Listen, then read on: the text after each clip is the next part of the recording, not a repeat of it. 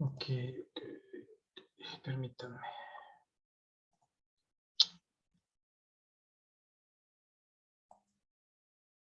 Bueno. Okay. Ahí está. Espero que se vea bien. Bueno, ¿de qué va entonces esta discusión? Recuerden que todo lo que nos ha planteado hasta ahorita Dilday tiene que ver con una discusión que se está dando de la mano del surgimiento mismo de nuestra disciplina, ¿no? De la sociología. Y entre las discusiones a las que se está enfrentando la naciente disciplina, la sociología, una de ellas es muy importante. Esa discusión gira en torno a, digamos, qué cosas conocemos desde la disciplina, qué cosas debemos de conocer, cuál es nuestro objeto de estudio y de qué manera debemos de conocerlo. El que conocemos pues responde a la discusión sobre el objeto mismo, ¿no? De la disciplina. ¿Qué es lo que estudia la sociología? ¿Cuál tendría que ser su objeto de estudio? Y la otra pregunta, la pregunta que alude al cómo debemos de conocerlo, es una discusión de carácter metodológico. Y al interior de esta segunda discusión, bueno, las dos discusiones van de la mano, el qué y el cómo, pero en particular en la dimensión metodológica, lo que está ocurriendo es que nuestros primeros autores, estoy pensando por ejemplo en uno de los padres de la disciplina, el propio Durkheim, eh, lo que comienza a sostener es que en tanto ya se ha desarrollado una manera de conocimiento desde las ciencias naturales, manera de conocimiento que tiene ciertas características específicas, una metodología concreta. Si nuestra disciplina, dice Durkheim, aspira a ser una ciencia tal y como lo son las ciencias de la naturaleza en su carácter científico, pues tendríamos que utilizar el mismo método, ¿no? Es decir, el cómo conocemos tendría que ser igual a el cómo conocemos desde las ciencias naturales, ¿no? Y evidentemente desde la discusión de los primeros autores de nuestra disciplina, estoy pensando en Durkheim, estoy pensando en Comte, pues lo que dicen es, tenemos que conocer aquello que definamos como objeto de estudio de nuestra disciplina, lo tenemos que conocer de la misma manera que las ciencias naturales conocen su objeto de conocimiento. Y entonces ahí se va a presentar toda una discusión que en principio va a llevar a nuestros primeros autores, Comte, Durkheim, estoy pensando en estos autores, a asumir el método de las ciencias naturales para conocer lo social. Y frente a esta idea dominante en principio en los orígenes de nuestra disciplina, poco a poco va a haber una crítica, ¿no? A esa pregunta del cómo conocemos, a esa metodología. Y esa crítica va a tener en nuestro primer autor del curso uno de sus, digamos, eh, principales o pioneros aportadores de una manera alternativa de conocer desde la sociología, ¿no? Entonces, ahora lo que voy a hacer es simplemente voy a recuperar algunas ideas muy básicas y después quiero concentrarme concretamente en lo que la plataforma nos pide. Si nosotros recuperamos a este primer autor, a Comte, este autor no es objeto de estudio de nuestro curso, pero evidentemente lo tenemos que recuperar porque a partir de autores como él es que comienza a discutirse desde otros autores como Wilhelm Dilthey cómo deberíamos de conocer. Hay un texto que seguramente ustedes por ahí ya habrán escuchado o ya habrán leído de este primer autor de Durkheim, las reglas del método sociológico.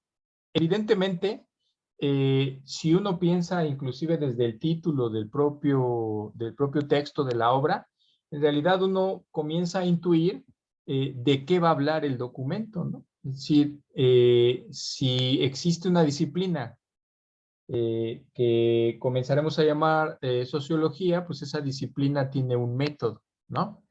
Y entonces aquí lo importante es que Durkheim va a recuperar los supuestos de esa forma de conocer que se ha construido desde la ciencia occidental, moderna. Esto ya lo hemos discutido en nuestra primera sesión, pero es una ciencia occidental y moderna que en principio surge como necesidad de conocer los fenómenos naturales, ¿no?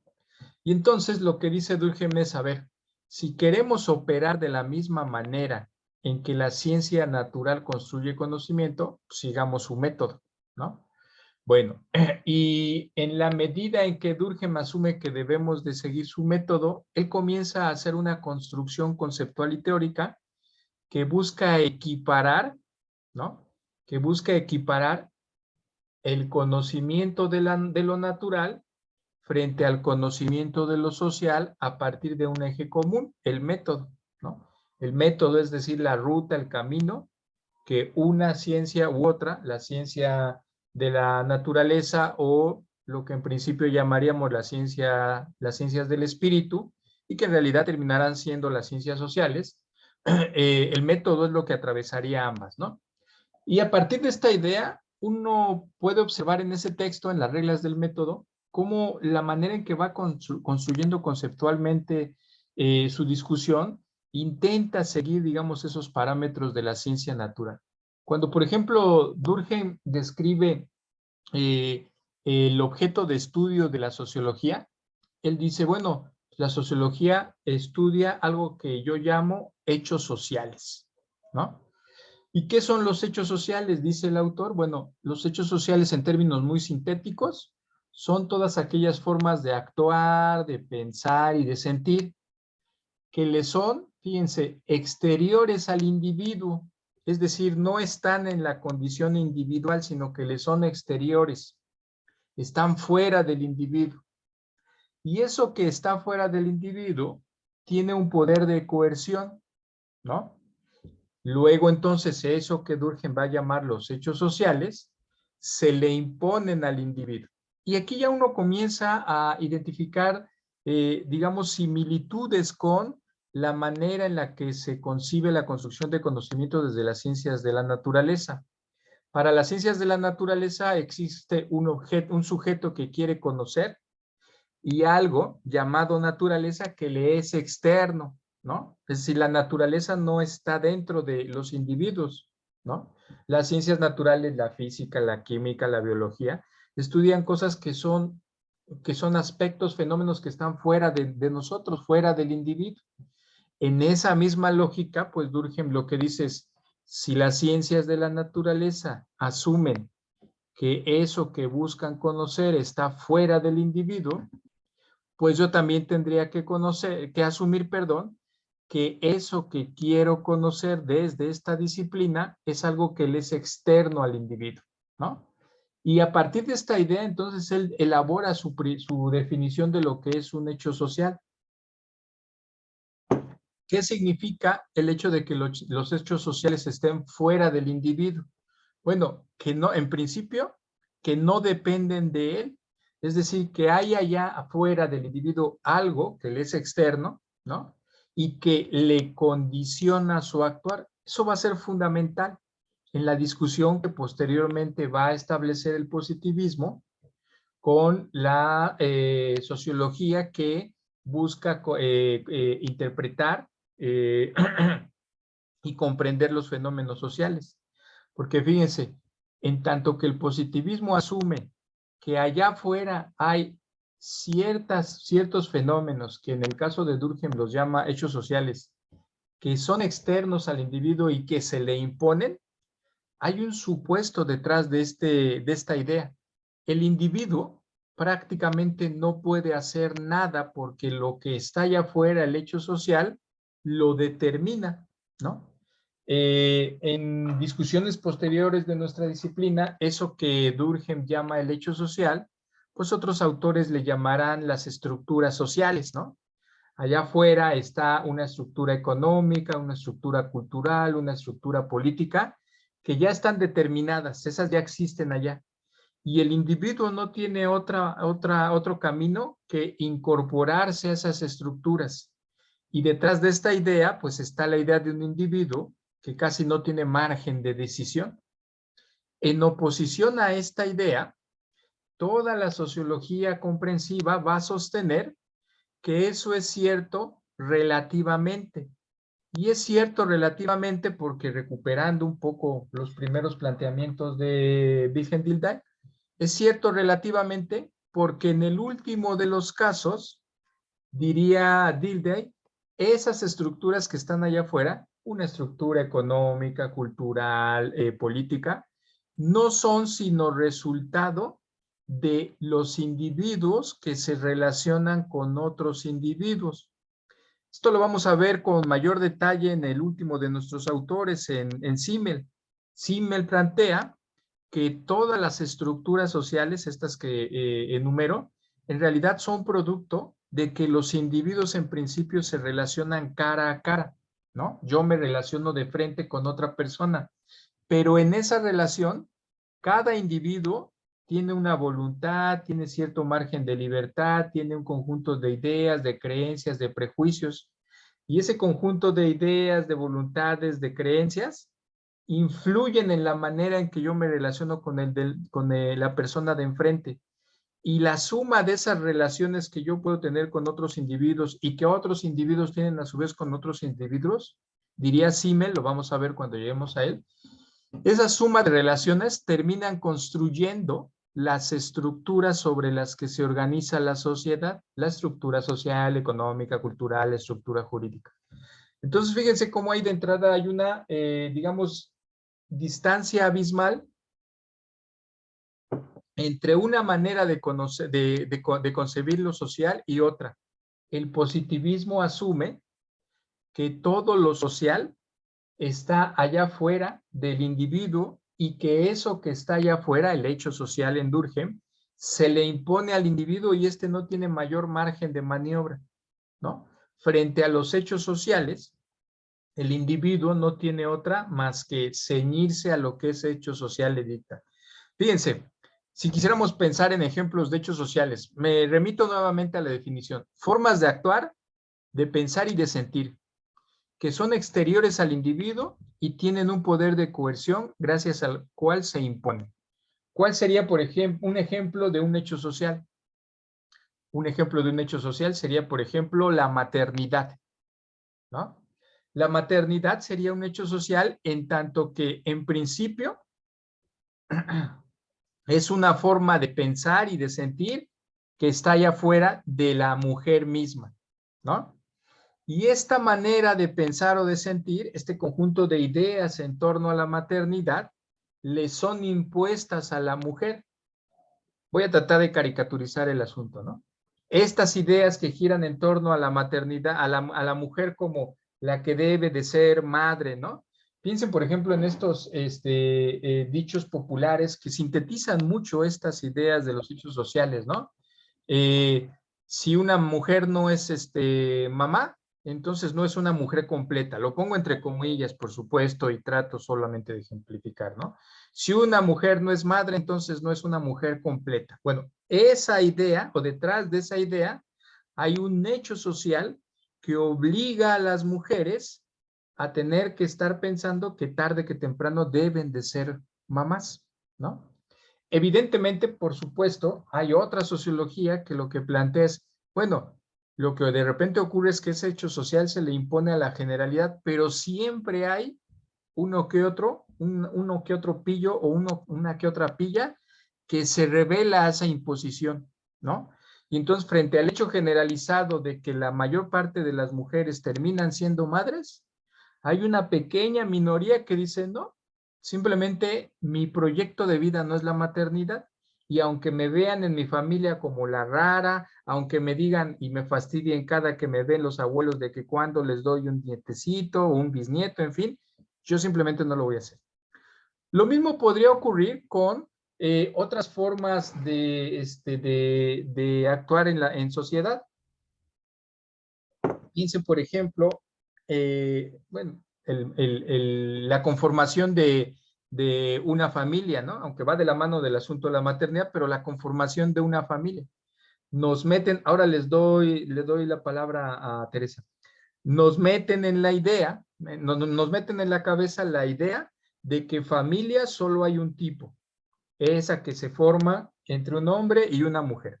Ese es un hecho social, la familia como tal en términos de Durkheim es un hecho social porque es una forma de actuar, de pensar y de sentir que es exterior al individuo y que coerciona a este individuo para imponerse. Nos imponen la idea de que debemos de conformar una familia con ciertas características, hombre y mujer. Todo lo que salga fuera de esa unión, llámenle como quieran, pero no es una familia, ¿no? Y entonces, desde la perspectiva del positivismo, esas estructuras, esos hechos sociales se le imponen al individuo.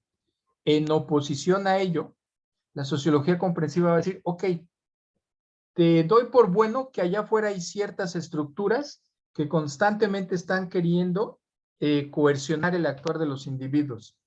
Pero la gran aportación de la sociología comprensiva es que asume que a pesar de esa coerción, los individuos siempre tenemos cierto margen de actuación. Es decir, tenemos un cierto margen de libertad que nos permite oponernos o asumir complacientemente esas estructuras que nos son impuestas. Entonces, ahí hay una diferencia ya, digamos, abismal. En ese sentido, el positivismo asume que esto que llamamos el hecho social pertenece a esto que podríamos llamar un mundo colectivo exterior, ¿no? Lo social no está en el individuo, sino que está allá afuera en algo abstracto, ¿no? Lo social es algo que está fuera de los individuos, pero que termina imponiéndosenos. Y frente a esta idea, evidentemente lo social está por encima de lo individual. Los individuos no tienen otro margen. Al revés opina la sociología comprensiva.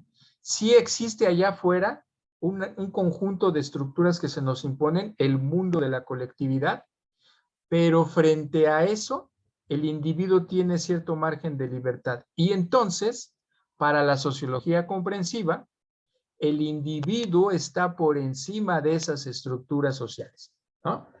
Esto más adelante lo vamos a ver en otros autores, va a llevar a discusiones clásicas de nuestra disciplina. ¿Cómo explicamos los fenómenos sociales? ¿A partir de lo micro o a partir de lo macro? ¿Cómo podríamos explicar el delito que ahorita allá afuera se está cometiendo en una colonia? En este momento están asaltando a una mujer ahí en la esquina de tal colonia. Ese es un fenómeno a nivel micro. Pero por otro lado, ese mismo fenómeno a nivel micro, ese asalto que está ocurriendo ahorita, podemos pensarlo en términos macrosociales. No es el único delito que se está cometiendo. De la mano de ese delito se están cometiendo cientos de miles más. Y esos cientos de miles de delitos en realidad tienen una condición que supera al individuo, ¿no? Entonces, ese elemento va a ser, digamos, importante para nuestra discusión. Y ya para terminar con esta cuestión de Durkheim, evidentemente esta manera, este positivismo, esta manera de concebir a la sociedad, pone el acento en la fuerza y las estructuras sociales, en las normas y los valores culturales que actúan sobre el individuo en forma externa. Todo esto, todas esas estructuras están por encima, ¿no? Bueno, y una idea más que quisiera recuperar de Durkheim. Durkheim lo que dice es, ¿queremos ser como las ciencias naturales? Las ciencias naturales asumen que como el sujeto que quiere conocer es externo a esa naturaleza, eso que queremos conocer, esa naturaleza, es un objeto. Nosotros somos el sujeto que queremos conocer. El objeto de nuestro conocimiento está allá afuera en la naturaleza. Y como el objeto de conocimiento que queremos conocer desde las ciencias naturales está allá afuera, esa manera de concebir la relación entre sujeto que quiere conocer y objeto a conocer redunda en una manera de concebir el conocimiento en términos objetivos. ¿Qué significa para, para las ciencias de la naturaleza el conocimiento objetivo? Significa que describimos los fenómenos naturales tal y como son. En esa descripción no ponemos por delante nuestras ideas, nuestras creencias, nuestros prejuicios, nuestros valores. No, describimos a la realidad, y pongo así una comilla, tal y como es, fuera de cualquier prejuicio que nosotros podamos tener. Bueno, ese mismo supuesto lo recupera Durkheim para el positivismo. Lo que Durkheim plantea es que debemos de conocer los hechos sociales, pero desprendidos de cualquier prejuicio que nosotros podamos tener. Por eso dice en alguna parte de su obra, la actitud del sociólogo debe de ser similar a la del físico o a la del biólogo, para quienes sus ideas y sus sentimientos individuales no intervienen en sus observaciones, ¿no? Los sociólogos tendríamos que ser objetivos, ¿no? Como lo son los físicos o los químicos. Bueno, toda esta idea de la objetividad en términos positivistas va a ser una discusión permanente a lo largo de la conformación, de la construcción de nuestra disciplina. Históricamente va a ser una de las discusiones que van a estar ahí presentes. Voy a hacer una pausa porque vi ahí que levantaron la mano y les quiero dar la palabra. Voy a dejar de compartir para ver quién levantó la mano. ¿Alguien levantó la mano que quiere participar? Fui yo, maestro, fui yo. Adelante, María Teresa, por favor, perdón. Sí, gracias, súper rápido. Entonces, yo solo, quizá lo vamos a ver más adelante, pero es una pregunta que quizá me gustaría como resolver. En esta sociología comprensiva, entonces, la suma de los márgenes de acción de los individuos harían el cambio, porque, o sea, entiendo que están las estructuras y no las podemos negar, pero se reconoce que el individuo tiene voluntad, deseos y aspiraciones que le dan un cierto margen de acción o de decisión. Entonces, la suma de estos márgenes de acción, por así decirlo, pudieran ir haciendo el cambio de la estructura, por un lado, y eso nos convertiría en sujetos históricos y no en objetos históricos, porque ahorita sé que la palabra, no quiero confundir, pero la palabra objetos y sujetos lo pusimos en términos de lo externo, ¿no? Del observador como sujeto. Pero al mismo tiempo, el determinismo que da el positivismo te hace objeto histórico, ¿no? Porque es como este ideal platónico de la idea, ¿no? La idea de familia o la idea de mujer o de hombre que están allá afuera y que entonces si tú no checas con ese ideal, pues algo hay malo en ti, ¿no? Y te determina. Entonces, para mí es como te vuelve objeto, ¿no? Sin decisión, sin libertad. No sé si es una pregunta o si va a venir más adelante. Bueno, es un tema que podríamos discutir. Yo quizá intentaría una respuesta tentativa, aunque es algo que vamos a estar discutiendo con este autor y con los siguientes. Pero frente a la idea de qué determina a qué, el positivismo asume que la estructura determina a los individuos y que en este sentido los individuos no tienen mucho margen de maniobra para modificar esas estructuras. Ojo, este supuesto hay que entenderlo también dentro de un contexto histórico. Cuando voy a poner un ejemplo mucho más acá, piensen por ejemplo en la época del porfirismo, ¿no? En el porfirismo existía un lema, el lema de orden y progreso, que no es sino recuperado del positivismo. Bueno, hay quien sostiene, piensen que toda esta discusión se da en el proceso de tránsito de las sociedades tradicionales a las sociedades modernas. Piensen en toda la revolución que está ocurriendo en las conciencias de los individuos, ¿no? Imagínense viviendo siglos de una forma, estoy pensando en la edad media y en el feudalismo que va de la mano e imaginen que de repente las cosas comienzan a transformarse, no de golpe y porrazo, la transición es una transición larga ciertamente, pero hay momentos históricos en donde esa transición alcanza como cúspides, ¿no? La Revolución Francesa, la Ilustración, la Revolución Industrial.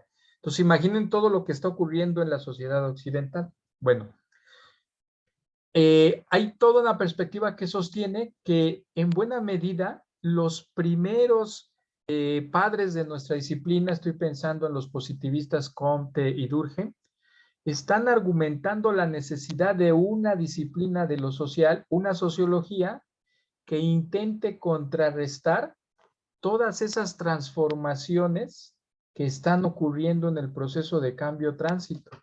El lema y muy identificado con el positivismo de orden y progreso, tiene en buena medida que ver con esa necesidad que tienen ciertos individuos de, frente al caos, comillas, que está significando toda la transformación del tránsito entre el feudalismo y el capitalismo, frente a ese caos, el temor de nuestros primeros padres de la disciplina es que va a haber una desorganización tal que eso va a terminar en un caos.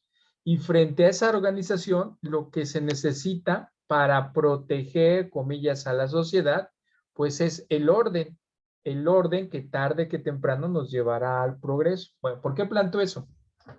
Porque evidentemente nuestra disciplina es una disciplina viva que siempre está en discusión permanente con la coyuntura histórica, ¿no? Ahora, respondiendo concretamente a lo que planteas, una respuesta tentativa, ¿no? ¿Los individuos pueden modificar esas estructuras? Desde la perspectiva del positivismo, no. Los individuos siempre están determinados por esas estructuras. Y sí, siguiendo desde la perspectiva del positivismo, si los individuos quieren modificar esas estructuras, lo que se necesita es orden, ¿no? Pero desde la perspectiva de la sociología interpretativa, en tanto que esas estructuras son resultado de las relaciones de los individuos, es decir, para la sociología interpretativa no es que exista un ente externo que se lo impongan a los individuos. Esas estructuras, lo económico, lo jurídico, lo político, son creaciones y resultado de las relaciones entre los individuos. Luego, entonces, en una respuesta, digamos, económica, lo que te diría es, efectivamente, desde esta otra perspectiva, desde una sociología comprensiva, los individuos pueden ser sujetos de cambio. Tan lo son que ellos crearon esas estructuras y si las crearon, las pueden modificar. Ahí vamos a ver una línea de discusión, una línea de vinculación entre otros autores que no necesariamente se identifican con la sociología comprensiva. Estoy pensando particularmente, por ejemplo, en Marx, ¿no? Marx sostiene la idea de una ciencia que transforme. Fíjense, a diferencia del positivismo que asume que la ciencia tiene como único objetivo descubrir las leyes generales de la naturaleza, y en el caso de nuestra disciplina, descubrir las leyes generales que organizan a la sociedad para tratar de explicarla. En oposición a ello, Marx lo que dice es, ¿para qué la quiero entender si no la voy a transformar? De lo que se trata es de una ciencia que ayude a modificar la situación existente. Es el extremo opuesto. Bueno, yo creo que entre esos dos extremos, entre una sociología que se asume como garante del orden y que asume que el individuo no tiene más que ceñirse a lo que las estructuras le dicen, y el extremo opuesto que estoy pensando en Marx, que sostiene que no, que la ciencia tiene un fin y ese fin es la revolución, si ustedes lo quieren ver con ese concepto. En medio de esos dos, me parece que se encuentra la sociología comprensiva, ¿no? Es decir, la sociología comprensiva no es tampoco una sociología revolucionaria en términos marxistas, pero también se distancia de esa sociología positivista que asume que el individuo no tiene nada que hacer, que solo está aquí para seguir lo que las estructuras le dicen, ¿no? Es decir, yo diría, es como el punto medio entre estas dos distintas bifurcaciones de nuestra disciplina. Digo, no sé si con eso respondo, al menos generalmente, pero es un tema que vamos a seguir abordando. ¿Va? Sí, profesor. Muchas gracias. Ok, regreso aquí al esquemita. Entonces, fíjense, frente a esta idea de la ciencia positiva, pues Dilthey va a hacer ciertas críticas. Este cuadrito ya lo habíamos visto en la sesión anterior, simplemente lo pongo ahí para recordar. ¿Cuál es la idea fundamental en este autor y que va a romper con esta ciencia positiva que desde la sociología asumen autores como Comte y Durkheim? Bueno, la idea central en nuestro autor es que lo social, fíjense, lo social no es sino resultado de la experiencia individual. Es decir, individuos que tienen ideas, creencias, actitudes, pensamientos propios, interactúan con otros individuos que igualmente tienen ideas, creencias, pensamientos propios. Y de esa interacción resulta lo social como aquellas estructuras que organizan las relaciones entre estos dos individuos y entre el resto de los individuos. Esa es la idea fundamental. Si quisiéramos contrastarla con el positivismo, pues lo social es algo externo al individuo. Lo social como que ya existe, en algún momento se creó, ¿no? Y simplemente se le impuso a los individuos. Bueno, aquí hay algunas críticas que nuestro autor plantea al positivismo. Estas ya las revisamos la vez pasada, simplemente las pongo aquí para recordarlas, porque a partir de aquí podemos ir construyendo la tablita que nos pide la plataforma. Rápido me remito a repetirlas. Lo social no se puede explicar con las mismas leyes de la naturaleza. Lo social tiene sus propias leyes y por tanto su propio objeto de estudio.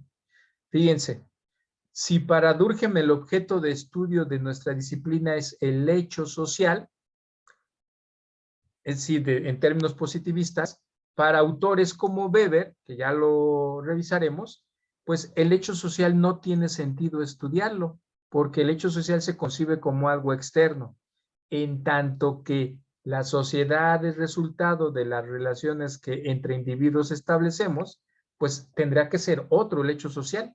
Para autores como Weber, ya lo veremos cuando lo entremos ahí, en realidad lo que estudia nuestra disciplina tiene que ver con la acción social, ¿no? Ya veremos ahí. Pero de entrada lo que queremos es un objeto distinto completamente al positivismo, ¿no? Bueno, lo social se construye con la experiencia personal, ¿no?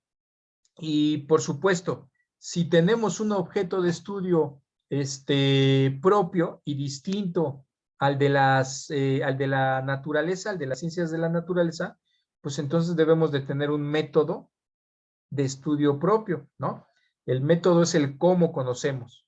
Si el qué es distinto, es decir, si el qué conocemos es distinto a las ciencias de la naturaleza, porque conocemos cosas distintas, no conocemos hechos naturales, sino queremos conocer qué ocurre con las relaciones entre individuos, entonces el cómo, es decir, cómo conocemos eso que queremos conocer, pues tiene que ser definitivamente distinto. Este primer autor va a ser un autor fundamental para discusiones que posteriormente se irán desarrollando a lo largo de nuestra disciplina. A partir, digamos, de estas ideas encontradas, pues finalmente va a haber mayores discusiones al interior de nuestra propia disciplina. Discusiones que nos llevarán básicamente a contraponer una manera de hacer ciencia frente a otra. Y un poco la idea de la tablita que nos pide la plataforma podría ayudarnos a sintetizar estas posiciones o estas miradas distintas en torno a qué debe de hacer o qué debe de estudiar la sociología. Yo aquí simplemente en esta tablita, pues lo que busco es sintetizar a lo mejor a partir de 3, 4 ejes básicos de reflexión, las posibles diferencias entre las ciencias de la naturaleza o las ciencias naturales y las ciencias del espíritu, lo que más tarde llamaremos las ciencias de lo social, ¿no? Entonces, fíjense, yo ahí identifico 4 y 2 ejes más que están ahorita en una siguiente lámina, 5, 6 ejes. Primero podríamos comenzar a discutir a partir de un eje que podríamos llamar epistemológico, ¿no? Cuando de repente en las lecturas se encuentren conceptos que no entiendan, pues mis sugerencias pues vayan a ser allá. Hoy el internet es fabuloso, ¿no? En mi época pues teníamos que ir a la biblioteca y buscar libros. Claro, hay que tener cuidado con lo que buscamos en internet, ¿no? Hay que saber ahí distinguir entre la información, pero Cuando encuentren por ahí un concepto que no le cachen, pues hay que buscarlo a ver qué significa, ¿no? No me voy a detener en una definición de lo que será la epistemología, pero la epistemología básicamente tiene que ver con la manera en que conocemos, ¿no? Con los procesos que desarrollamos para acceder al conocimiento. Si lo vemos así, ¿no? Teniendo como una pregunta fundamental la pregunta de cómo conocemos, podríamos encontrar ciertas diferencias entre las ciencias de la naturaleza y las ciencias del espíritu. En principio, cada una de ellas establece una relación distinta en torno a eso que podríamos llamar el sujeto que conoce y el objeto que desea conocer. Para las ciencias de la naturaleza, esa relación de sujeto-objeto plantea al objeto de estudio, la naturaleza misma, como algo externo al individuo. En las ciencias de la naturaleza lo que buscamos es conocer lo que nos rodea, y eso que nos rodea está fuera de nosotros, ¿no? La naturaleza es lo externo al sujeto. Son hechos que están fuera de nosotros como individuos que queremos conocer. Aunado a ello, desde esta perspectiva, si lo que queremos es conocer lo que es externo a nosotros, fíjense, conocemos eso externo a priori. ¿Qué significa a priori? Que en principio, antes de acercarnos a ese fenómeno externo a nosotros, construimos, pensamos el objeto. Generalmente ese pensar el objeto nos lleva en principio a construir conceptos. Yo quiero conocer un fenómeno, el fenómeno de que de repente cae agua del cielo. Pues para conocer ese fenómeno, en principio lo nombro, ¿no? Le pongo un concepto. Ese fenómeno lo llamo tentativamente lluvia, ¿no? Eso significa que primero pensamos el objeto que debemos o que queremos conocer. Frente a esta manera de construir conocimiento, pues las ciencias del espíritu van a ser la contraparte. En realidad, en esa relación sujeto-objeto, el sujeto que quiere conocer termina siendo parte de ese sujeto que desea conocer. En las ciencias del espíritu, en las ciencias sociales, pues los que queremos conocer algo del fenómeno social, somos parte de ese fenómeno social. Aquí no hay una relación sujeto-objeto, como en las ciencias naturales. En realidad, si lo queremos ver así, en el último de los sentidos hay una relación sujeto-sujeto. El sujeto yo, Fernando, investigador que quiero conocer, y el sujeto que está allá, que forma parte de lo social que yo también quiero conocer.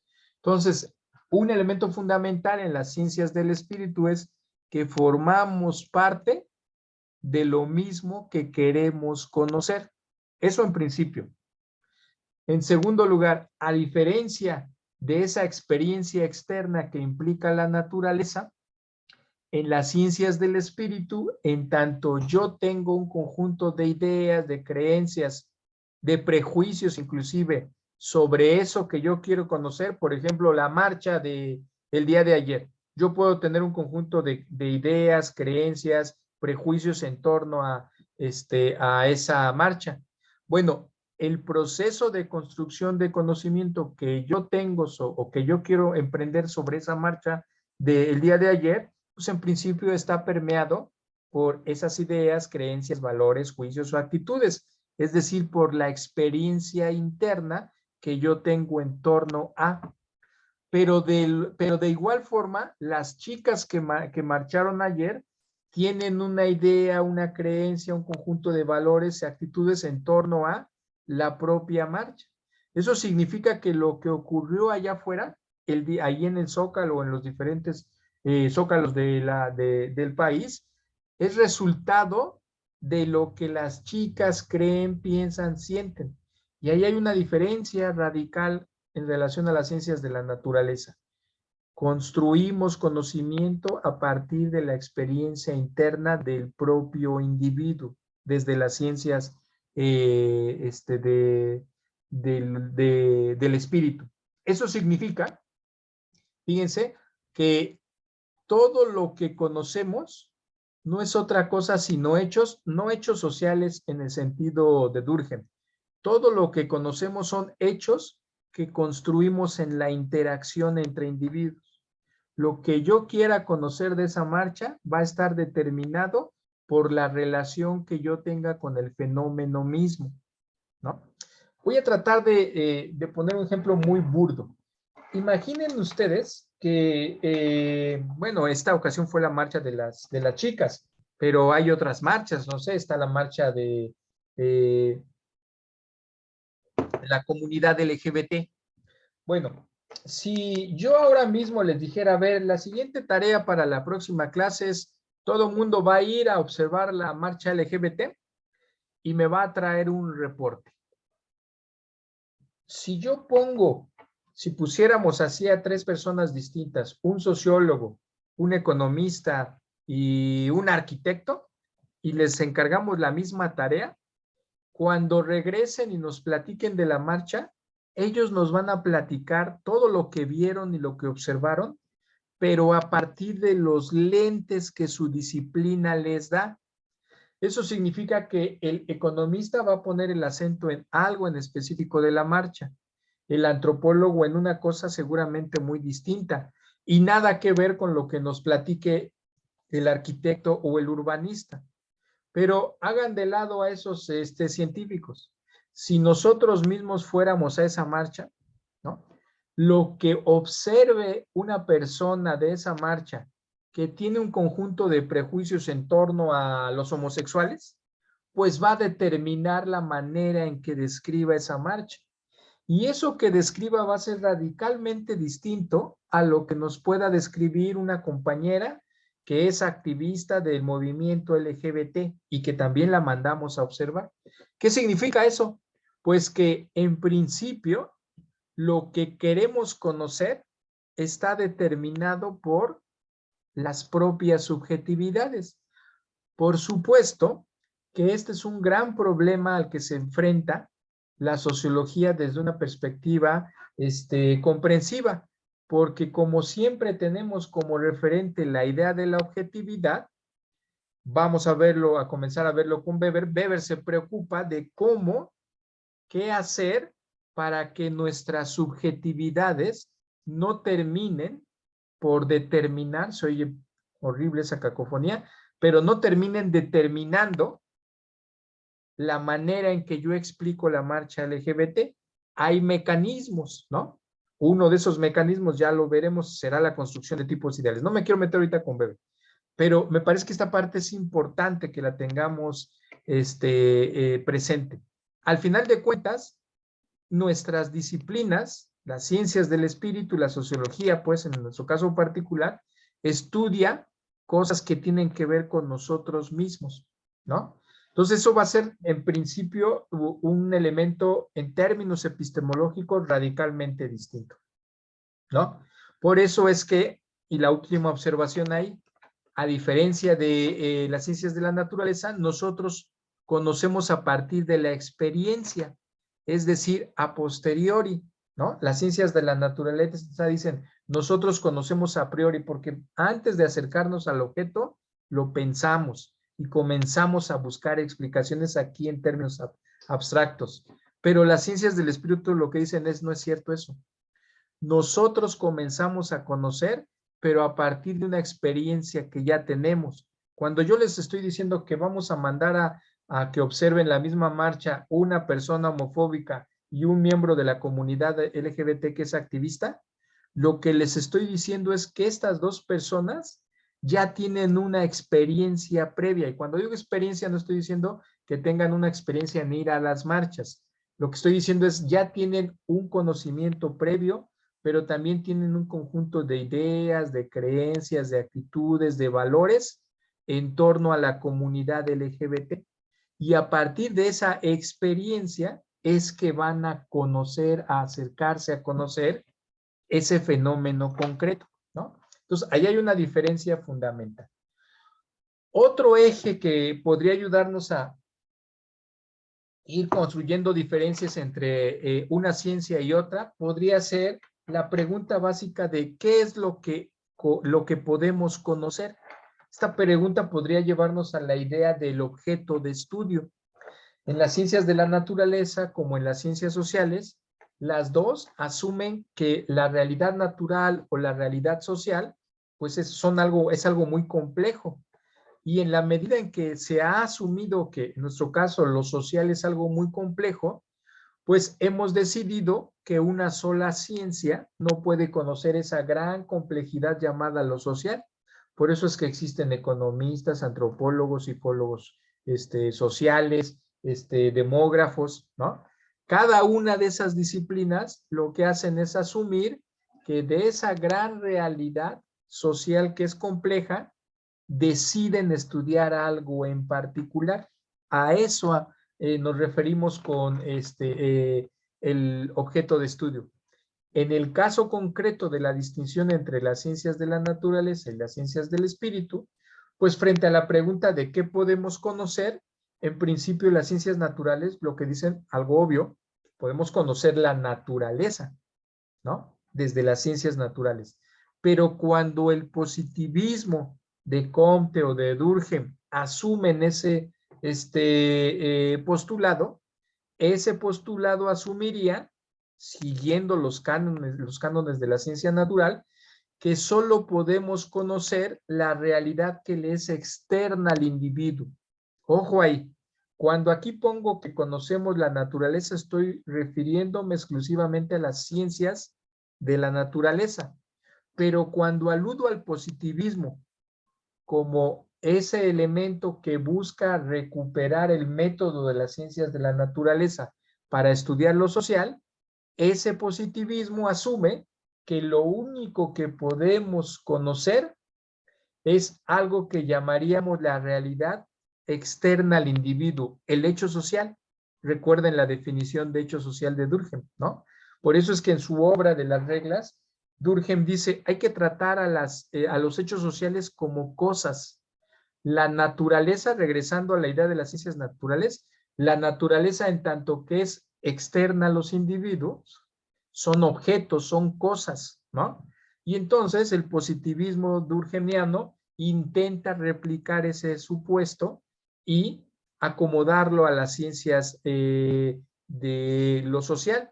Y entonces él dice, pues si los que estudian las ciencias naturales asumen que la naturaleza es algo externo al individuo, pues entonces lo que nosotros debemos de conocer desde lo social seguramente también es algo externo al individuo. Y entonces de ahí viene la idea del hecho social. Los hechos sociales son elementos externos al individuo que terminan por coercionar a este individuo, ¿no?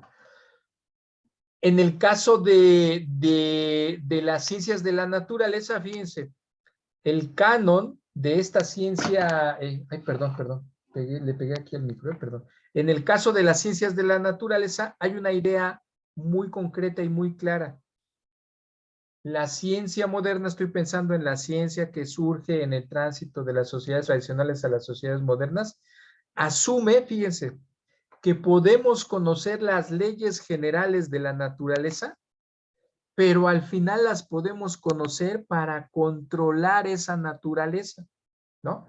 Cuando los navegantes comienzan a conocer, a construir conocimientos en torno a la astronomía, a la geografía, en fin, asumen que esos conocimientos les sirven para controlar la mar a través de los viajes, ¿no?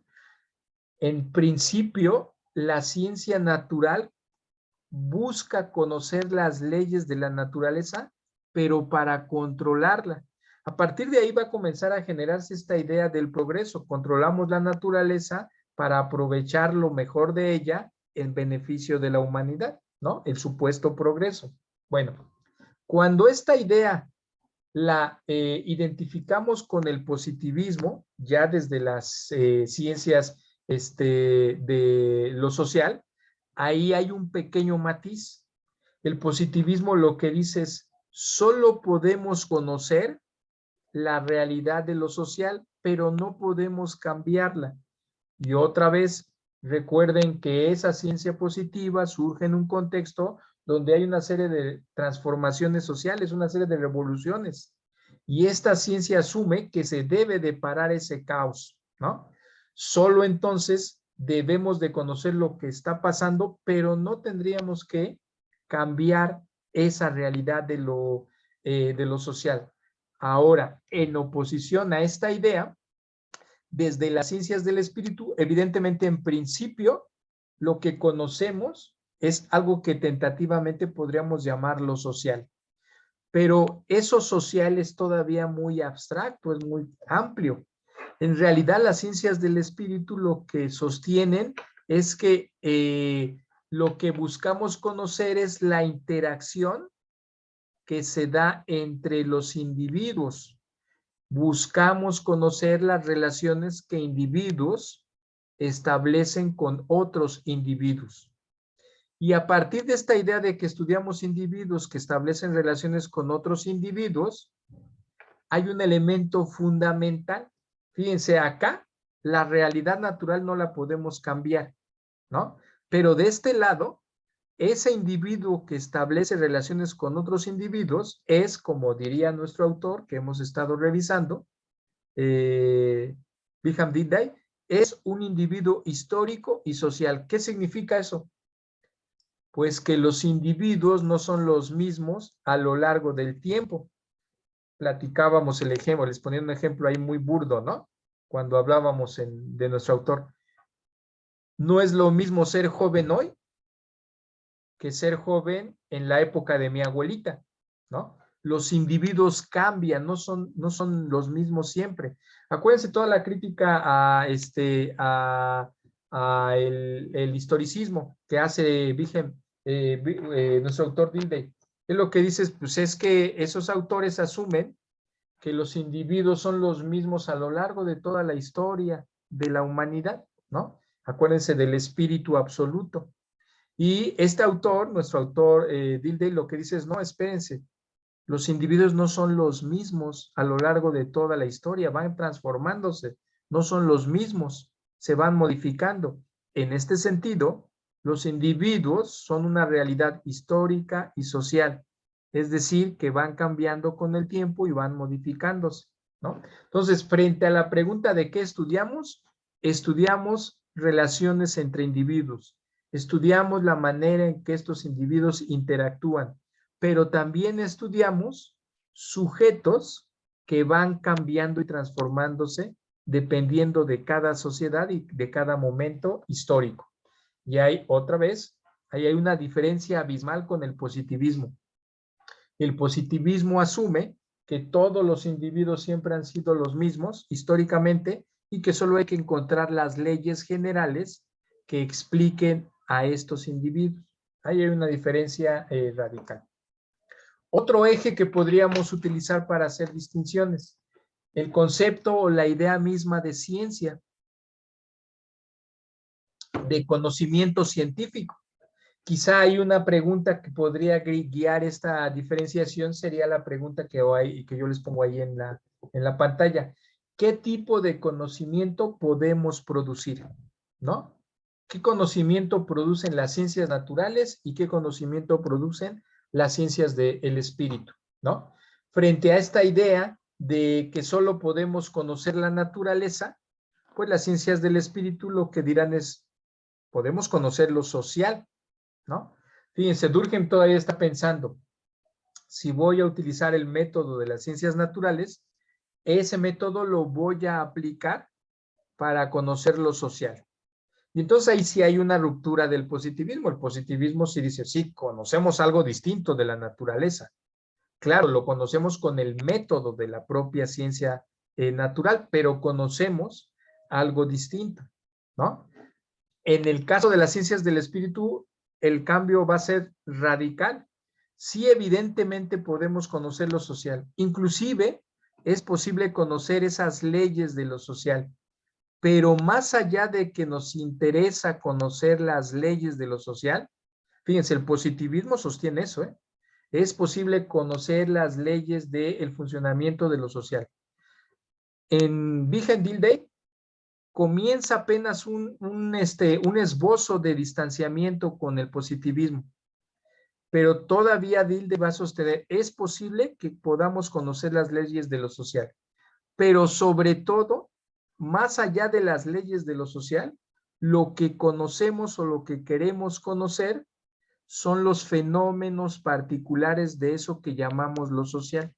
Y esos fenómenos particulares, diría la sociología comprensiva, no los vamos a encontrar en otro lado que no sea la relación cara a cara entre individuos, ¿no? Entonces, esa va a ser una distinción fundamental. Otro eje que nos permitiría ir construyendo diferencias, el método. ¿Cuál es la ruta? ¿Cómo vamos a conocer eso que decimos que queremos conocer? Y aquí es donde las diferencias comienzan a volverse abismales. Fíjense, en la ciencia positiva, heredera de las ciencias naturales, la idea del conocimiento, del método, de la manera, del cómo nos acercamos a conocer, asume que en tanto buscamos construir leyes generales, ¿no? Conocemos de lo general a lo particular. La ciencia positiva dice, si logramos conocer las leyes generales, esas leyes generales nos van a servir para entender particularidades. Ejemplo, si logramos conocer las leyes que dan cuenta de por qué existen revoluciones sociales, si encontramos las leyes generales de la revolución social, esas leyes generales me permitirán explicar la Revolución Francesa o la Revolución Mexicana. Entonces, desde el positivismo asumimos que conocemos de lo general, porque lo que queremos es encontrar leyes generales, a lo particular. Esas leyes generales me permitirán conocer particularidades. Insisto, si logro conocer las leyes generales de la revolución, podré con esas leyes generales explicar una revolución en un momento histórico, la Revolución Francesa, o en otro momento histórico, la Revolución Mexicana. A diferencia de ello, las ciencias del espíritu lo que dicen es no, nosotros no aspiramos a conocer, a construir y entender esas leyes generales del funcionamiento de lo social. Lo que nosotros buscamos es conocer lo particular. Y estas ciencias del espíritu, esta sociología comprensiva, lo que va a sostener es, si logramos conocer lo particular, esto particular permitirá, nos va a permitir conocer lo general. Y entonces ahí los métodos son radicalmente distintos. Al primero le llamaríamos o le llamamos el método deductivo. Partimos de supuestos generales para explicar particularidades. Y en oposición tendríamos el método inductivo. Partimos de conocer casos específicos, particularidades, y asumimos que conociendo esas particularidades podemos hacer generalizaciones. ¿Dónde aterriza esta gran discusión? Ya lo irán viendo a lo largo de su formación, pero nuestra disciplina cuenta con diversos métodos para acceder a la construcción del conocimiento científico. Uno de ellos, por ejemplo, que me viene aquí a la mente, el método de estudios de caso. El método de estudios de caso asume, fíjense, que un caso es un fenómeno particular que tiene un conjunto de elementos específicos por los cuales vale la pena estudiarlo, ¿no? Y cuando nosotros decidimos estudiar un caso, ese caso permitiría explicar en ciertas condiciones lo que ocurre con otros casos. Voy a poner así un ejemplo muy burdo. Pienso, por ejemplo, bueno, perdón que sea muy local con mis ejemplos, pero a ver, pienso en el barrio de la Merced. Quienes sean de la ciudad sabrán que hay un barrio ahí muy populoso en la Merced. Ese barrio tiene un contexto histórico, fue habitado desde antes de la colonia, ¿no? Tiene un eje económico que toda su historia ha organizado su vida cotidiana, ¿no? Pues el mercado de la Merced, hasta antes de la central de abastos, era el gran mercado de la ciudad. Al interior de ese, digamos, de ese barrio hay una historia, es una historia oral que se ha construido a lo largo de pues, 500 años o más, ¿no? Y hay una idea como de identidad y de pertenencia al barrio. Bueno, yo podría asumir que quiero estudiar el caso de la Merced. Y yo podría, a partir de elegir ese caso, plantearme preguntas de investigación. Por ejemplo, yo podría decir, ¿cómo habrán vivido la pandemia, el encierro y todo lo que trajo consigo en el barrio de la Merced? Y como sé que el barrio, o asumo que en el barrio hay una identidad colectiva fuerte, yo podría preguntarme lo siguiente. ¿Será que ese fuerte sentimiento de identidad y de cohesión que hay al interior del barrio les permitió afrontar de mejor manera la pandemia y el encierro que otros lugares de la ciudad donde no hay ese sentimiento barrial de identidad y de cohesión? O podría preguntarme, ¿será que ese sentimiento de identidad barrial, en fin, que les permitió afrontar de mejor manera la pandemia y el encierro, lo que yo encuentro, porque a lo mejor encuentro, yo podría plantearme como una pregunta de investigación, si efectivamente ese sentimiento de identidad y de cohesión barrial les permitió avanzar de mejor manera en la pandemia? Si yo encuentro que sí, ese caso, el caso de la Merced, que me permite sostener que su cohesión y su identidad les permitió afrontar de mejor manera el encierro y la pandemia, si encuentro eso, este caso, yo podría utilizarlo para tratar de explicar otros casos. Si encontré que en un barrio con fuerte presencia identitaria y de cohesión social permite el mejor afrontamiento de las crisis económicas, si lo encontré en la Merced, puedo suponer hipotéticamente que lo voy a encontrar en otro barrio como el barrio de Tepito o el barrio de La Lagunilla. Bueno, ¿por qué planteo este ejemplo así muy burdo?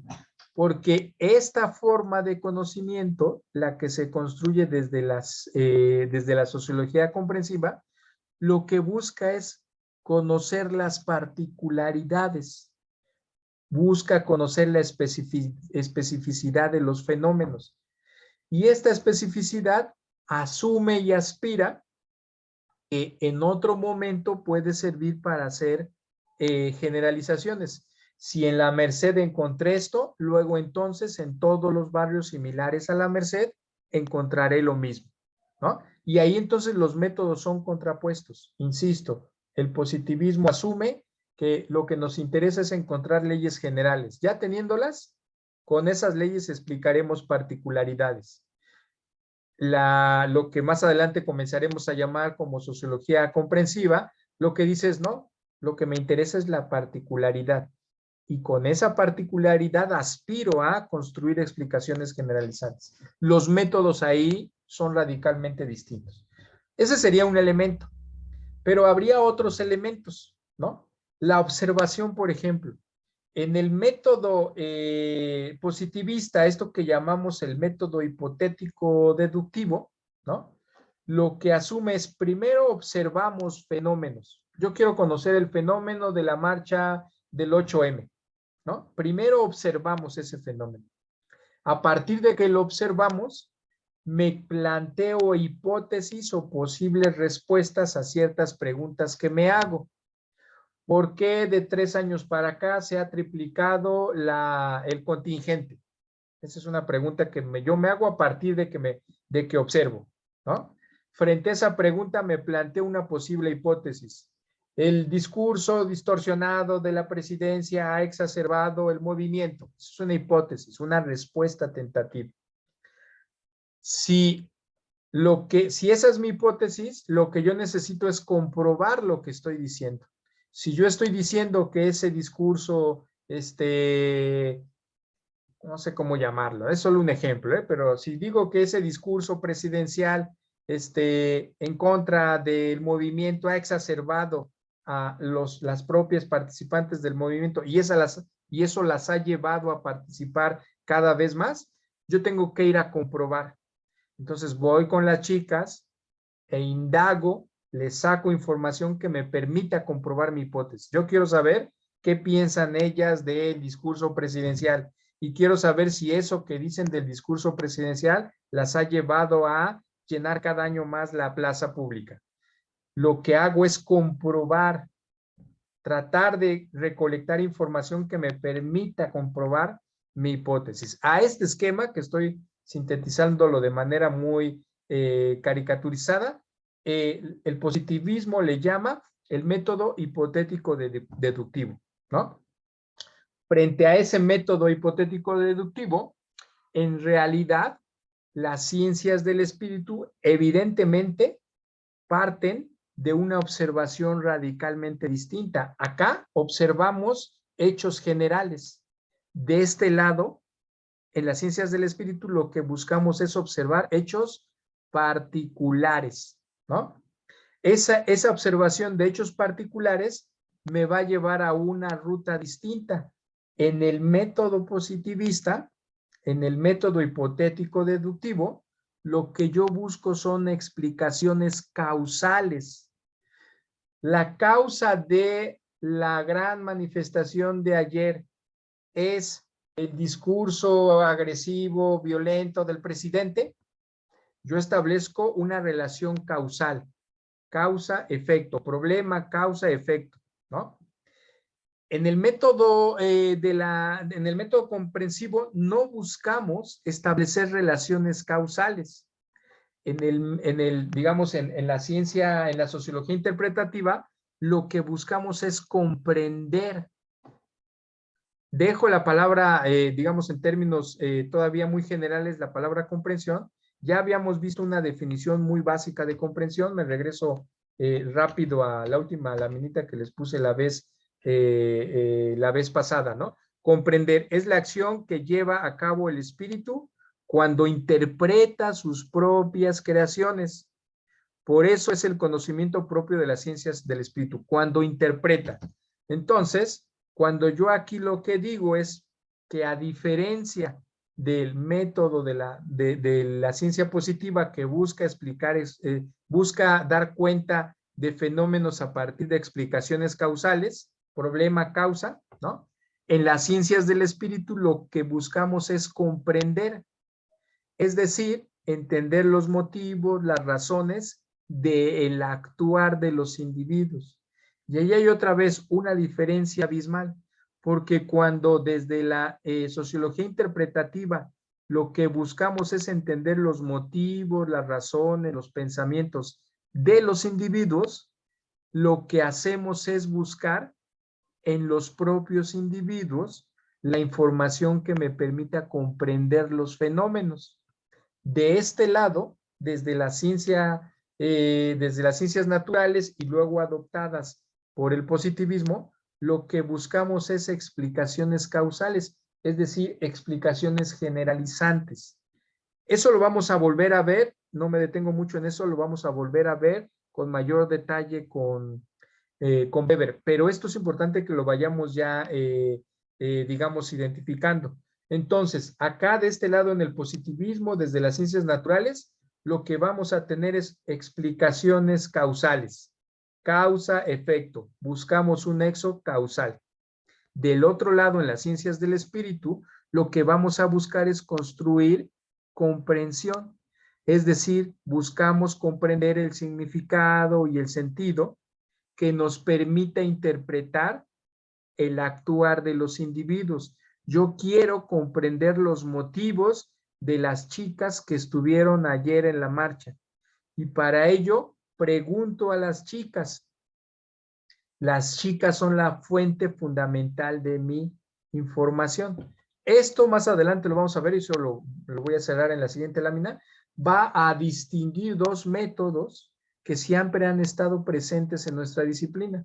Los métodos cuantitativos, que lo que buscan es dar explicaciones generalizantes, causa-efecto.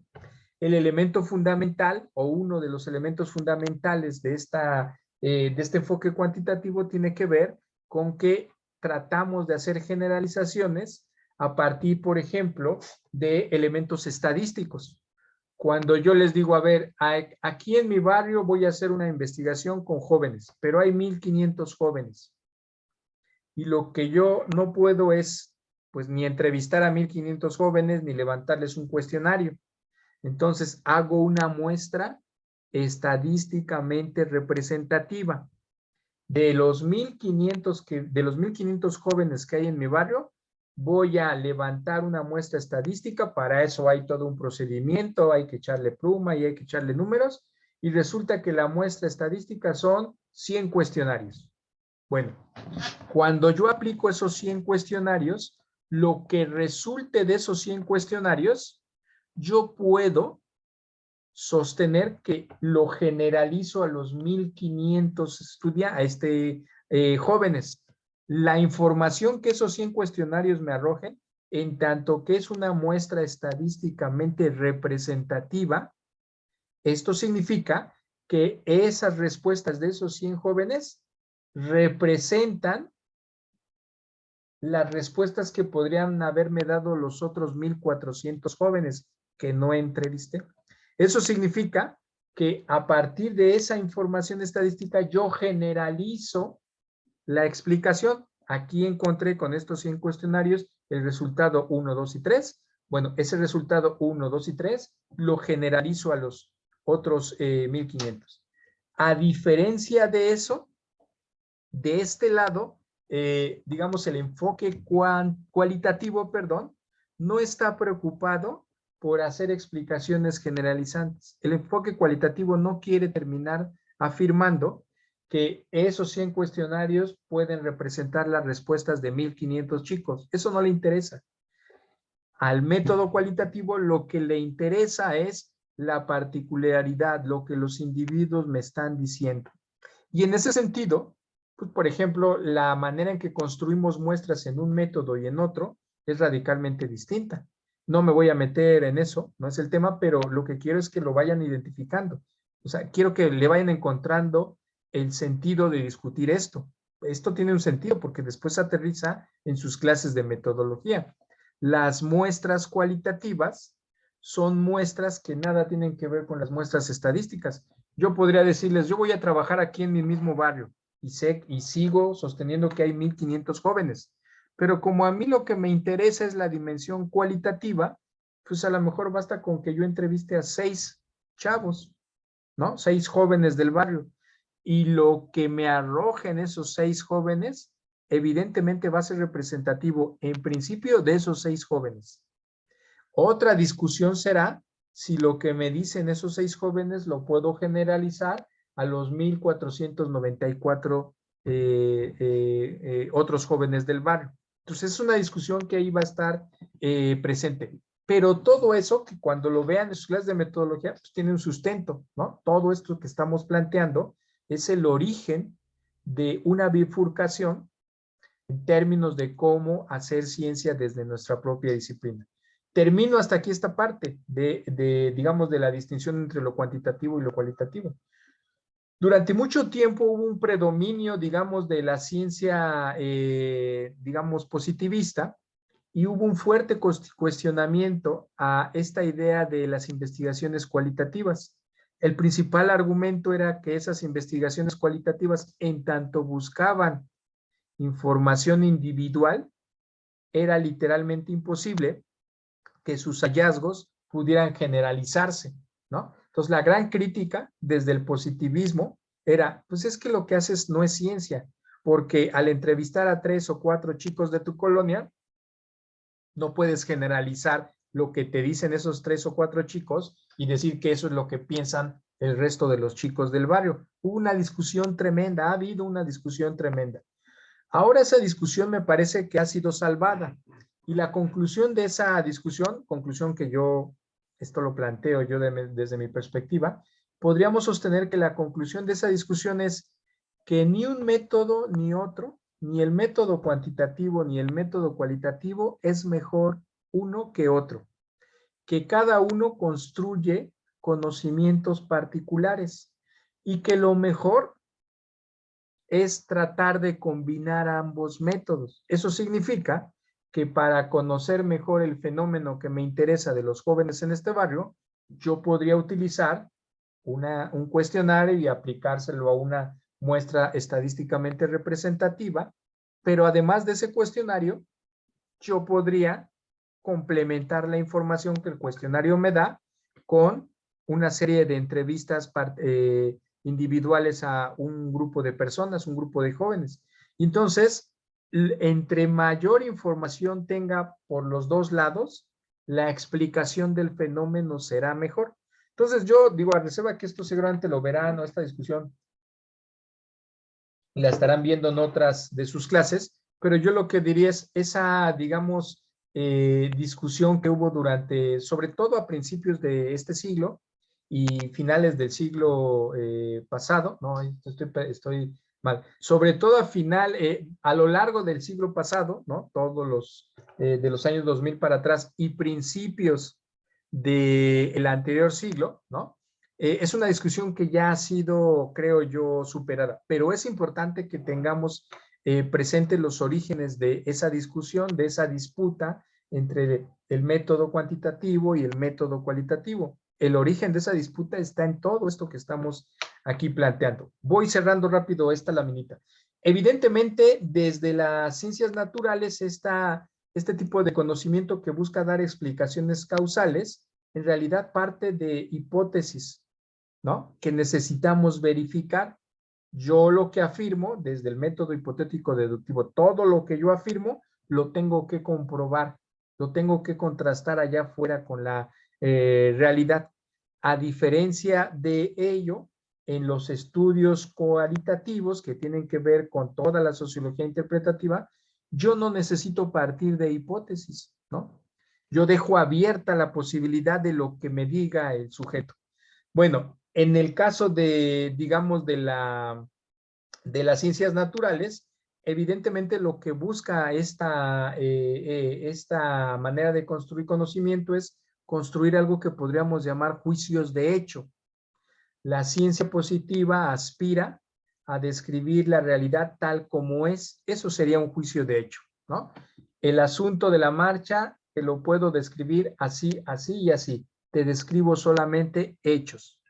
Pero del lado opuesto, ya lo vamos a ver también con Weber, pues esta sociología comprensiva lo que dice, pues eso es imposible. Asumir la supuesta objetividad de la ciencia es imposible. ¿Por qué es imposible? Pues por lo que dijimos en un principio. Quienes hacemos la ciencia somos individuos que tenemos un conjunto de ideas, creencias, valores, prejuicios, ¿no? Y entonces aquí lo que se plantea la ciencia, las ciencias del espíritu, la sociología comprensiva, fundamentalmente es, no queremos dar juicios de hecho. Ese tipo de objetividad no es nuestro interés. Lo que buscamos es comprender el conjunto de juicios de valor y de preferencias humanas. ¿Por qué un individuo tiene cierto odio hacia las personas homosexuales? ¿Y por qué otro individuo, en el lado opuesto, es un activista por los derechos de esta misma comunidad? Lo que buscamos es comprender, ¿no?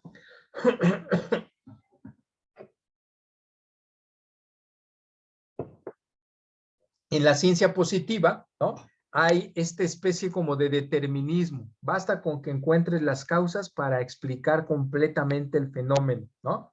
Hay una relación causal. Siempre para un problema hay una causa, ¿no? Hay una especie como de determinismo causal. En las ciencias del espíritu no ocurre así, porque todo está determinado por los individuos, por su vivencia y por la manera en que esta vivencia determina las relaciones con otros individuos. Ahí, otra vez, los métodos se van a separar. ¿Dónde aterrizarían estas diferencias? Bueno, dos elementos más para poder ir construyendo estas diferencias. La manera en que se concibe al hombre, ¿no? A los individuos. En las ciencias naturales, el individuo pues, es parte de la naturaleza, ¿no? Digamos, en esa ciencia dominante desde las ciencias naturales, pues el individuo es parte de la naturaleza. Cuando el positivismo asume esta idea de que los individuos son parte de la naturaleza, pues ese positivismo asume, fíjense, que todo lo que ocurre al interior de la sociedad no es otra cosa que cosas, ¿no? La cosa, el hecho social de Durkheim. Del lado opuesto, bueno, aquí el individuo, regresando con el positivismo, el individuo es un ser que prácticamente no tiene voluntad, ¿no? Las estructuras lo determinan y no tiene margen de maniobra. Es más, ni siquiera sería bueno que tuviera margen de maniobra, porque si tiene ese margen de maniobra, lo que vamos a tener es el caos y el desorden. Y lo que esta ciencia positiva busca es precisamente ordenar a la sociedad. Del lado opuesto, las ciencias del espíritu asumen lo que ya nos dijo nuestro primer autor, Dilthey, todos los sujetos, todos los individuos son sujetos históricos y sociales. Históricos porque cambian de etapa en etapa, no son los mismos, no somos los mismos los individuos de hoy que los de la Revolución Mexicana, ¿no? Y además esos individuos siempre son producto de su propia experiencia, sus valores, sus relaciones con el otro, ¿no? Eso es lo importante. En el último de los casos, autores como el que hemos revisado y los otros dos que vamos a revisar asumen que los individuos tienen cierta libertad, cierta voluntad y cierto margen de maniobra, y que detrás de todo ello hay una serie de motivos. Los individuos hacen cosas, se relacionan con otras personas, actúan como actúan, porque detrás de todo ello hay motivos. Ya lo veremos con Weber también. Un elemento importante a estudiar es los motivos que tienen los individuos. ¿Por qué las chicas que marcharon ayer marcharon? ¿Cuáles son sus motivos? Eso es lo importante, ¿no? Y esto redundaría entonces en lo que les planteaba hace un momento. Esta discusión trajo consigo, ¿no? Dos maneras, dos enfoques de mirar nuestra propia disciplina, la perspectiva cuantitativa y la perspectiva cualitativa.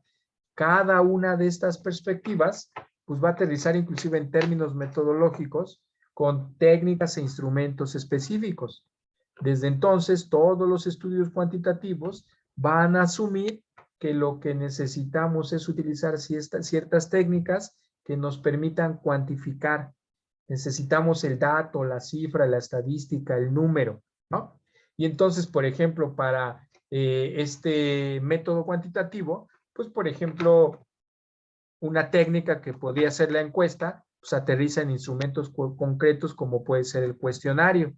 Del otro lado, el método cualitativo asume que si lo que necesitamos es saber qué dice, piensa, cree o siente el individuo, pues no podemos utilizar simplemente un cuestionario que nos da respuestas cerradas, ¿no? Y que al final podemos hasta inclusive sacarles porcentajes. No, desde esta otra perspectiva, si lo que interesa es lo que el individuo piensa, pues tenemos que utilizar otro tipo de técnicas y otro tipo de instrumentos.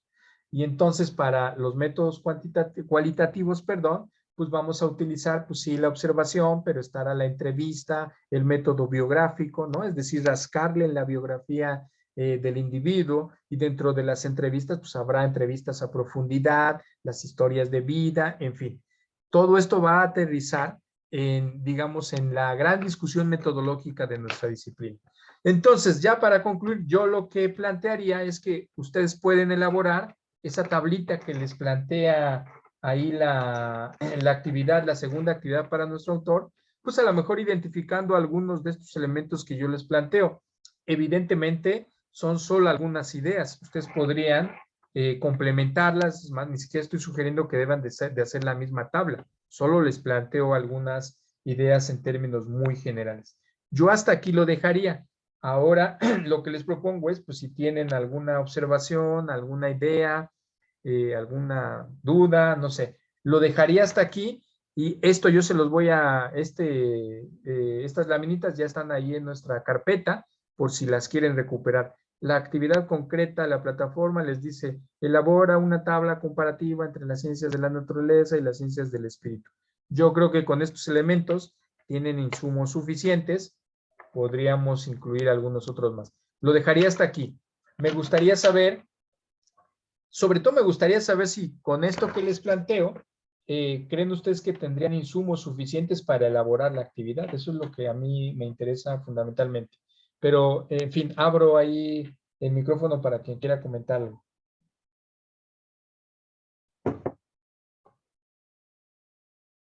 ¿Qué me dicen de todo esto que les planteo?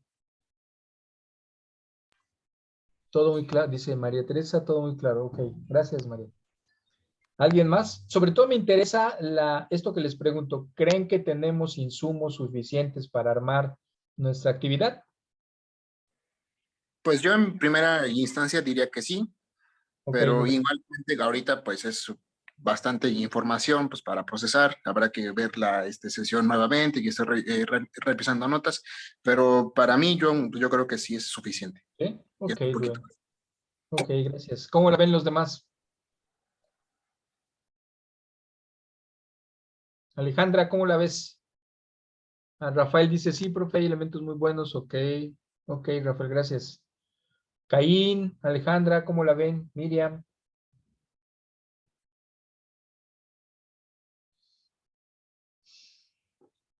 Bueno, el silencio lo interpreto como que no hay mayor problema. ¿Ok? Bueno, a ver, si no hay entonces mayores dudas, yo de las primeras lecturas complementarias que les mandé, hay una en especial que creo que les puede servir para esto que yo les planteo.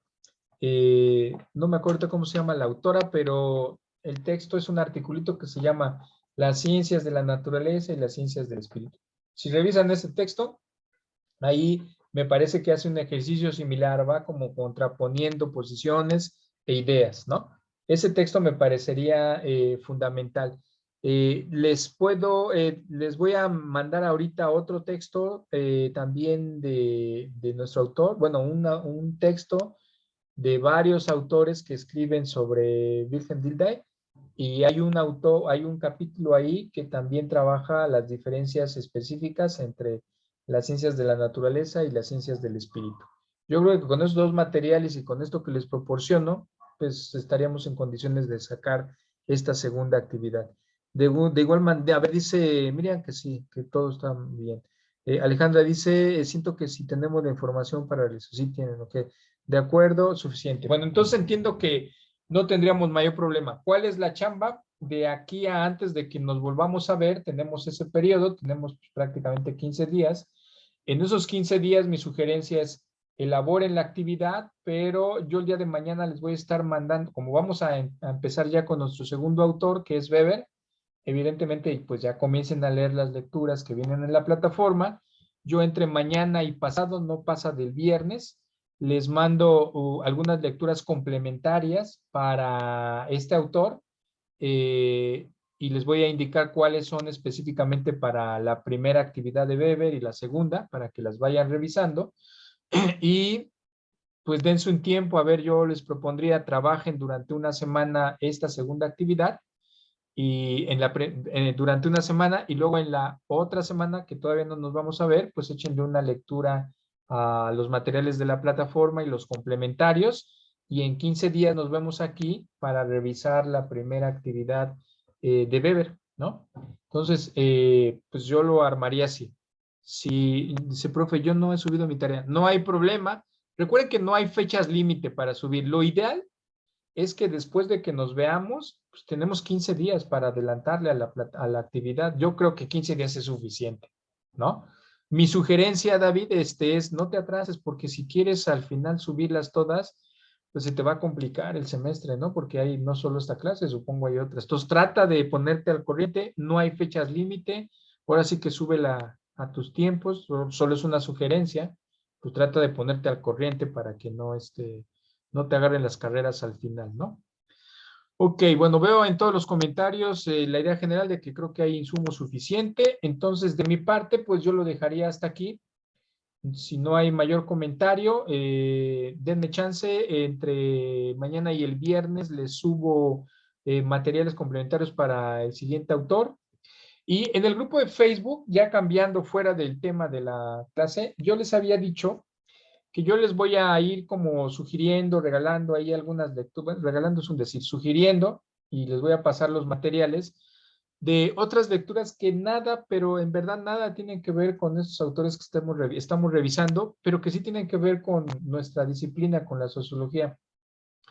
Yo les voy a, también no pasa del viernes, les voy a poner ahí en el Facebook algunas lecturas que pues, les sugiero que le echen una leída. Sobre todo mi intención de estas otras lecturas que nada tienen que ver con la plataforma y que por supuesto no son obligatorias, nada que se le parezca, es que les echen una leída para que también no se vayan con la idea de que todos escriben como Virgen Dilthey, ¿no? Porque a mí me queda claro que este autor es un autor denso, le da vueltas y utiliza un lenguaje muy rebuscado. Ahorita te paso el link, María Teresa. Y entonces no quiero que se queden con la impresión de que así es todo este asunto y no quiero que se me vayan desanimando. Entonces quiero que si tienen oportunidad revisen otras cosas, ¿no? Hay otras cosas mucho más ligeras que tienen toda la rigurosidad de la disciplina, pero que estaría bien que las conocieran. Entonces denme chance de aquí al viernes, yo se las subo e igual en 15 días, pues si alguien pudo echarle alguna ojeada a alguno de los materiales, pues ahí lo comentan, ¿no? Nada tiene que ver esto con el curso ni con la calificación, es simplemente la preocupación que tengo es que con este primer autor, que ciertamente es complicado, ustedes se desanimen. Lo que menos quiero es que se desanimen porque no crean que todo lo que van a leer en la formación, en la carrera, se parece a los textos de Virgen Dilthey, ¿no? Hay otras cosas mucho más agradables en términos de la lectura, ¿no? No porque el autor sea desagradable, me refiero a la dificultad, ¿no? Del propio autor. Entonces, el próximo viernes, a más tardar, les pongo eso. Les voy a poner también la lectura, algún texto complementario a nuestro autor siguiente, que es Weber, y pues nos vemos entonces en 15 días, ¿no? Si no tienen dudas, vámonos, son casi las 12, perdón por el cuelgue, quería terminar por lo menos 11:15 nomás, pero bueno, espero que nos sirva lo que hoy discutimos. Si no hay nada más, vámonos, ya es muy noche, descansen, ¿sale? Muchas gracias, profesor. Que estén bien todos, gracias a todos, que estén bien, descansen, buenas noches. Bye.